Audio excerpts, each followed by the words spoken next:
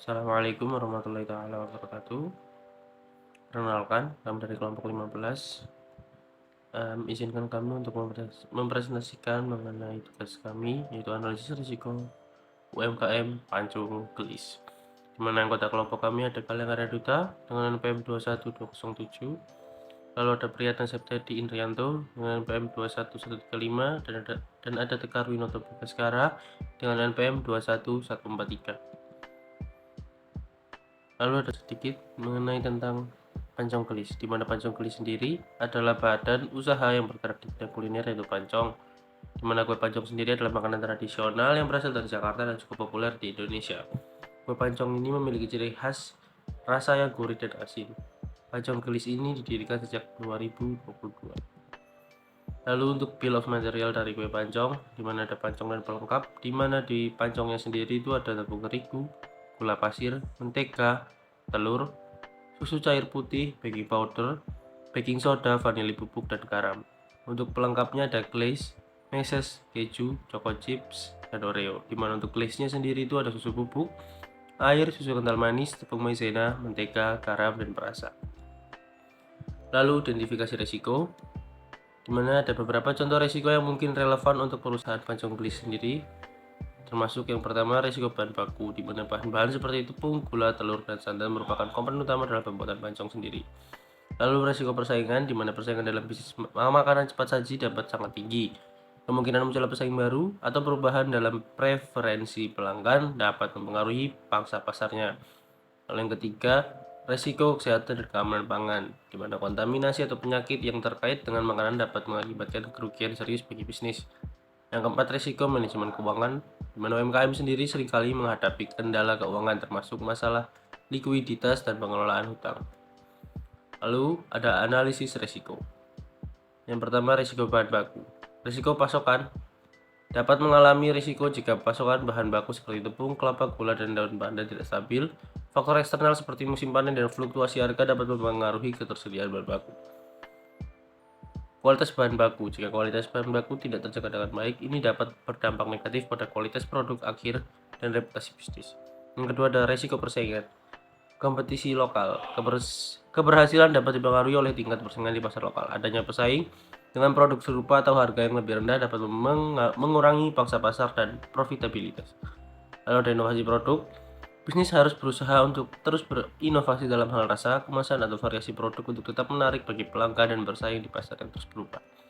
Lalu yang ketiga, risiko kesehatan dan keamanan pangan, di mana keselamatan makanan. Karena produk makanan, risiko terkait keselamatan makanan sangat penting.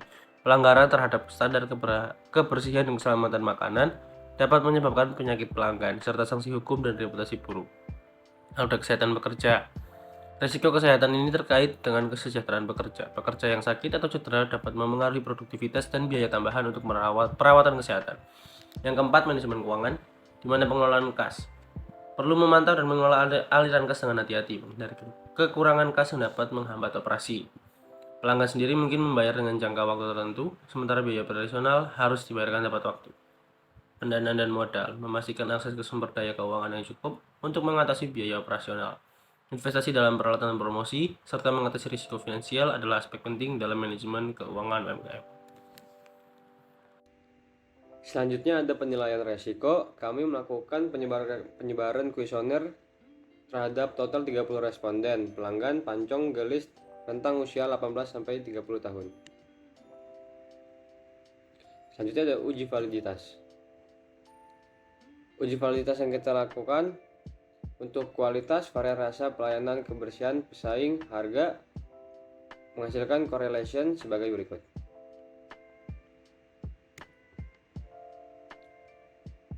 Selanjutnya uji reliabilitas, menghasilkan cash processing summary dengan total N30 dan 100%, reliability statistik, N of items 6 dan crown batch alpha itu 0,691.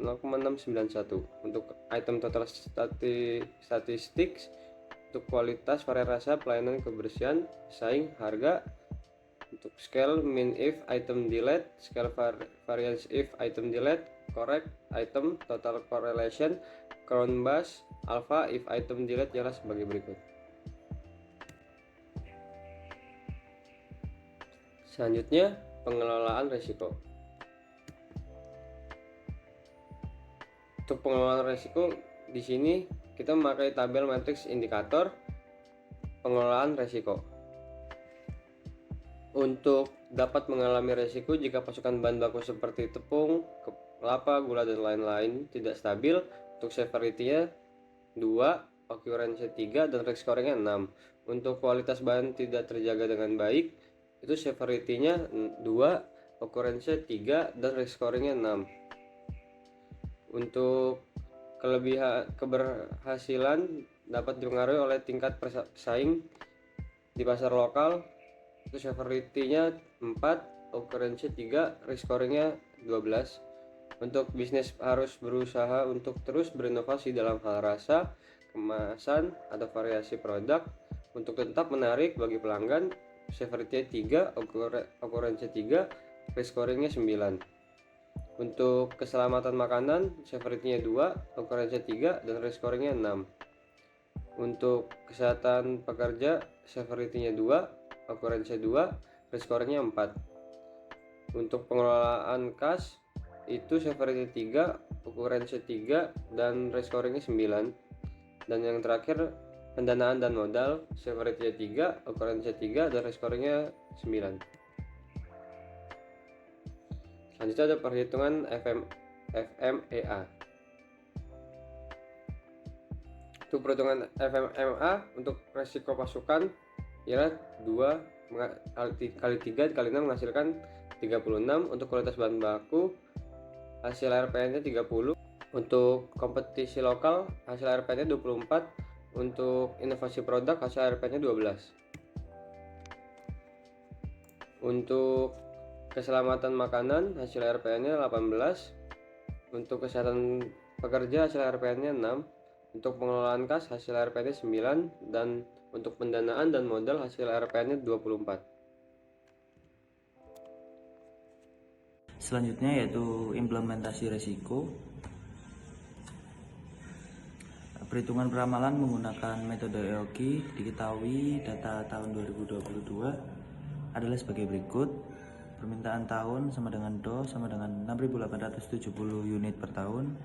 Harga per unit sama dengan 16.000. Biaya pemesanan sebanyak 600.000. Dan biaya penyimpanan diprediksi 35% untuk setiap barang yang disimpan. Jumlah hari kerja dalam 1 minggu sama dengan 7 hari sehingga 1 tahun 365 hari. Untuk perhitungan EOKI-nya adalah dengan rumus sebagai berikut. Ditemukan hasil EOKI yaitu 1213. Lalu jumlah pesanan yang diperkirakan itu sama dengan N, yaitu permintaan dibagi kuantitas pemesanan. Jadi 6.870 dibagi 1213 sama dengan 6 kali order. Untuk waktu antar pemesanannya diperkirakan yaitu jumlah hari kerja per tahun, yaitu 365 dibagi 6 sama dengan 61 hari antar pemesanan. Selanjutnya monitoring risiko, yaitu sebelum dimonitoring pada pancong kelis ini pemesanan bahan baku dalam jumlah sebanyak tidak berdasarkan perhitungan. Lalu yang kedua, pemesanan yang terlalu banyak sehingga meningkatkan biaya pemesanan dan penyimpanan. Lalu setelahnya, setelah dimonitoring perencanaan dan pengendalian bahan baku menggunakan metode EOKI, diperoleh jumlah pemesanan yang paling ekonomis sebesar 1213 untuk setiap 6 kali pemesanan dengan waktu antar pemesanan setiap 61 hari pemesanan. Dengan saran perbaikan tersebut, selanjutnya akan dilakukan monitoring lebih lanjut dan dilakukan evaluasi apabila dibutuhkan. Selanjutnya kesimpulan. Jadi untuk kesimpulannya, dengan menggunakan berbagai uji dan metode yang telah kita lakukan, dapatkan bahwa perencanaan dan pengendalian risiko pemasok bahan baku menggunakan metode EOKI diperoleh jumlah pemesanan yang paling ekonomis sebesar 1213 untuk setiap 6 kali pemesanan dengan waktu antar pemesanan setiap 61 hari pemesanan. Dengan adanya saran perbaikan tersebut, selanjutnya akan dilakukan monitoring lebih lanjut dan dilakukan evaluasi apabila dibutuhkan. Sekian presentasi dari kelompok kami, kurang lebihnya mohon maaf. Terima kasih.